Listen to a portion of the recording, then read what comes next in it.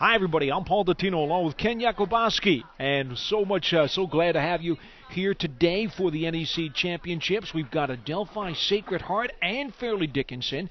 In the semifinals first, Adelphi and Sacred Heart will go at it in what is the first match of our afternoon. And that is a very tough open frame to leave. Morlack for Adelphi strikes. Nice shot, tripping out the 4-pin, the 10 going out late. Adelphi takes care of Sacred Heart 192 to 184 in the first game. Carbonetto with good form, though. Christina Real for her second shot. Strikes. She had the 8 in the spare in the first frame. Savannah Zientara with a strike. Great shot there. Some nice forward roll. Check it, Sarah Pelletier, the lefty. Big strike. Great shot to stay alive. And this will do it right here for the Pioneers. For Sacred Heart. Great shot to finish out the match. Trudell strikes. 160 for Sacred Heart. They come back and win match number 3 and make it a 2-1 deficit. Danielle Marino for Adelphi. They're working off a strike and get the double. She does. Here they come. They've thrown the last 4 out of 5 strikes here this game. It's another opportunity here to get back into the lineup. And strikes. Makes the most of it. Fill ball. Adelphi finishes up at a 217 to 158 victory. They take a commanding 3-1 lead over Sacred Heart. Solid strike by Danielle Licurdo. Potential for a tie here, Paul, if everyone strikes out. Hayes gets some good pin action.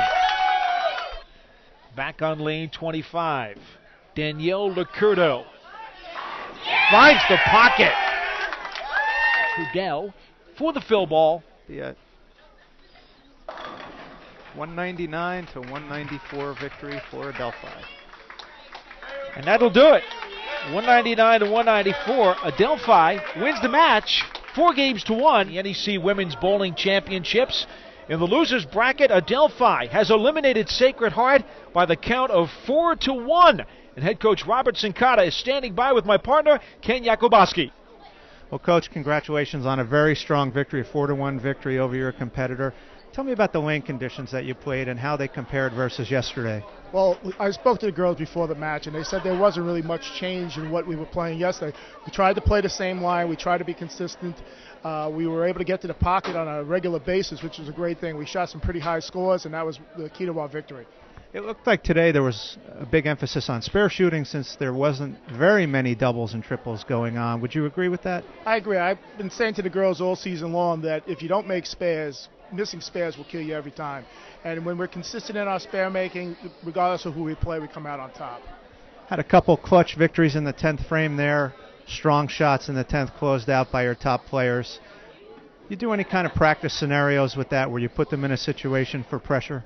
Well, we work on Baker play at every single practice that we have, and Danielle Marino that's really a cat burglar. Since she walked on campus 3 years ago, I should say, she has delivered 30 pins in the 10th so many times we can't even keep count of it. So, they're a tremendous team that you beat. Now you're facing one of the top teams in the nation.